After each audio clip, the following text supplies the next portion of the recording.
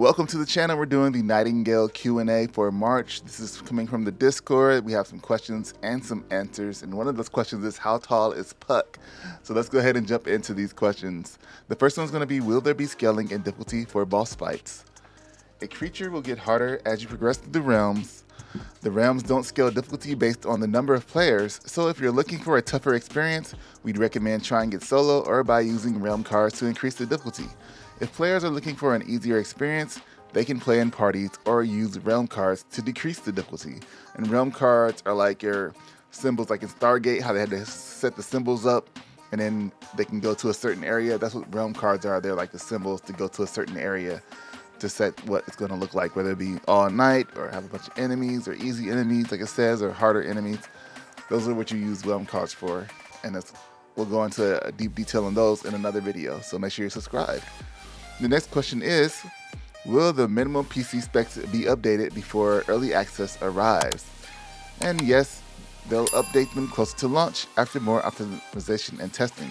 The current listed specs on Steam can comfortably play the game as it is now in its alpha stage. Any update on the Nightingale Creator Program?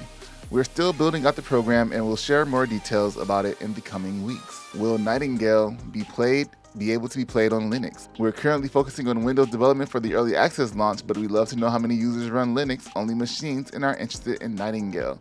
So that is a possibility that if there are enough people who want to play Nightingale on Linux, then you'll be able to do it. You call it Linux or Linux? I always called it Linux. I think I called it Linux at first and then now I just call it Linux. Will there be options for gear loadouts? So they're saying there's nothing like this currently in the game, but it could potentially be done via different character profiles. And I wonder what that is. I wonder what the gear is going to be like to end the game. Like maybe it's not going to be a point where you actually need gear loadouts and you'll just change your character if you want to use a different character. But Oceanic dedicated servers? We are currently using Google servers, so there will be servers everywhere Google services are. Are there Google services? Google's Oceanic data center is claimed to be located in Sydney, Australia. Maybe actually get some Oceanic data servers. Will there be fully customizable world settings? Will it be possible to make less balanced realms? There aren't server or overall world settings to do this, but many of these features can be accomplished through realm cards. For example, you'll be able to make realms easier or harder, and doing so can impact the type of resources that you gather. We look forward to hearing which additional cards players would like to see throughout early access. If there's a structural integrity system like Valheim, can we disable it when starting a new server? There are some limitations in place, some physics limitations when building.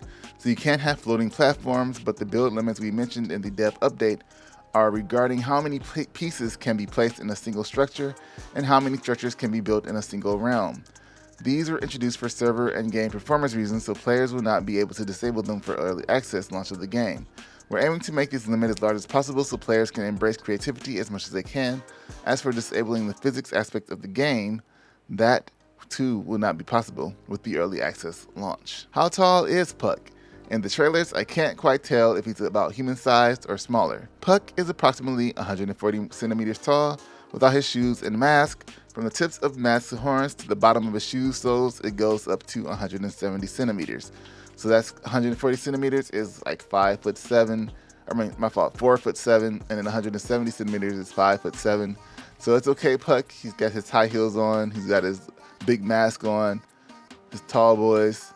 He has to worry about that. You just be the short king you are, Puck. Just be the short king that you are. Can I group if my friends have different respite realms? Players can party up and travel to the realm where the other is located. So if your friend invites you to a party, you'll be able to travel directly to their realm from their party menu.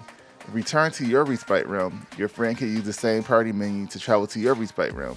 Currently, there isn't a way to use the in-game realm card system to visit other people's respite realm. Can we complete the storyline together? Players are able to play together, however, each player will be responsible for their own progression through the storyline and quest. You can do this as a party, but you'll each have to go through the dialogue boxes, etc. This is like most games, if two people are doing something, they have to go through the dialogue boxes together. Will Nightingale be utilizing the services offered by GeForce Now?